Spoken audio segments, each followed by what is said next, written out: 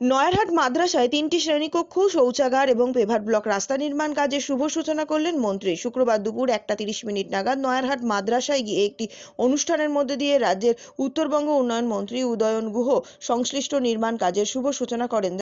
জানা গিয়েছে, উত্তরবঙ্গ উন্নয়ন দপ্তরের অর্থানুকূল্যে 1,32,81,164 টাকা ব্যয়ে নির্মিত হবে মাদ্রাসার 3টি শ্রেণীকক্ষ, শৌচাগার এবং 350 মিটার দৈর্ঘ্যের পেভার ব্লক রাস্তা। এদিন মন্ত্রী ছাড়াও সেখানে উপস্থিত ছিলেন দিনহাটা 2 নম্বর ব্লক তৃণমূল কংগ্রেস সভাপতি দীপক ভট্টাচার্য, বিষ্ণু কুমার সরকার, উত্তরবঙ্গ উন্নয়ন দপ্তরের এক্সিকিউটিভ ইঞ্জিনিয়ার শ্রমিক তালুকদার। আর্থিক অনুকূল্যে আমাদের রাজ্যের মাননীয় মুখ্যমন্ত্রী মমতা বন্দ্যোপাধ্যায়ের দৃষ্টিভঙ্গিকে সফল করবার জন্য নয়ারহাট মাদ্রাসার উন্নয়ন প্রকল্পে আমরা 1,32,00,000 টাকা খরচ করে এখানে 3টি ক্লাসরুম, এক একটা ক্লাসরুমের আয়তন হবে 600 স্কোয়ার ফুট, অর্থাৎ 30 ফুট লম্বা, 20 ফুট চওড়া, 600 স্কোয়ার ফিটের এক একটা ক্লাসরুম, 3টি ক্লাসরুম হবে এবং সাথে টয়লেট ব্লক থাকবে। আজকে এই শুভ অনুষ্ঠানে মঞ্চে উপস্থিত আছেন এই অঞ্চলের প্রধান, উপপ্রধান আছেন দীপক ভট্টাচার্য, এখানে বিষ্ণু কুমার সরকার সহ অন্যান্য বিশিষ্ট জনেরা উপস্থিত আছেন মাদ্রাসার সাথে যুক্ত শিক্ষক বা এখানকার কর্মকর্তারা, অশিক্ষক কর্মীরা এবং ছাত্ররা। আমি সবাইকে শুভেচ্ছা, নমস্কার, আদাব জানাচ্ছি।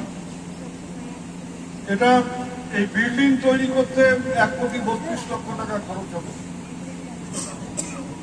এখানে যিনি শিক্ষক মশাই বক্তব্য রাখতে গিয়ে বললেন বাচ্চাদের 36 ডিগ্রি 40 ডিগ্রিতে অসুবিধা হবে।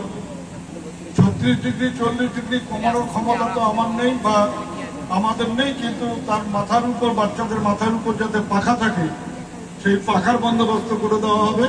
তার জন্য আরো প্রায় 8 লক্ষ টাকা, এই 1,32,00,000 টাকার উপরে বিদ্যুতের কাজের জন্য আরো প্রায় 8 লক্ষ টাকা আরো বরাদ্দ হয়েছে, সেই টাকাটাও এখানে খরচ হবে।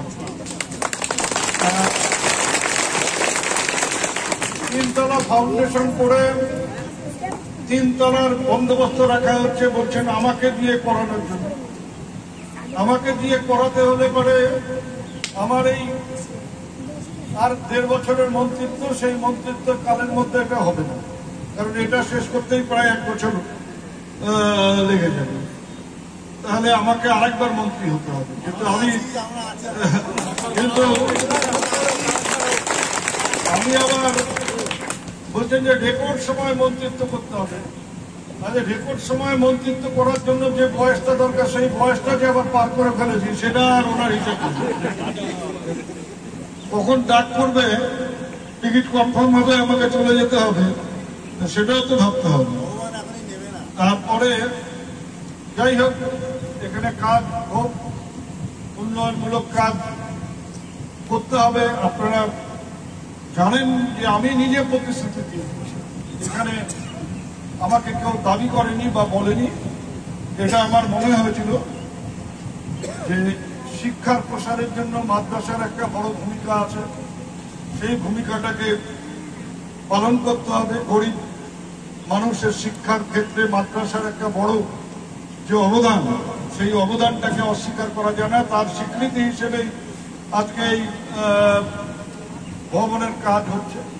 তবে আমি একটা মাদ্রাসার কর্তৃপক্ষ এবং শিক্ষকদের কাছে আবেদন করব যে শুধু আরবি শিক্ষার মধ্যে আবদ্ধ থাকলে হবে না, এবং জেনারেল শিক্ষা এবং বিজ্ঞান ভিত্তিক যে শিক্ষা, আধুনিক শিক্ষা, সেই শিক্ষায় শিক্ষিত করতে হবে। আমি শুধু মাদ্রাসার থেকে ইমাম মুয়াজ্জিন তৈরি করবো তা করলে হবে না, যাতে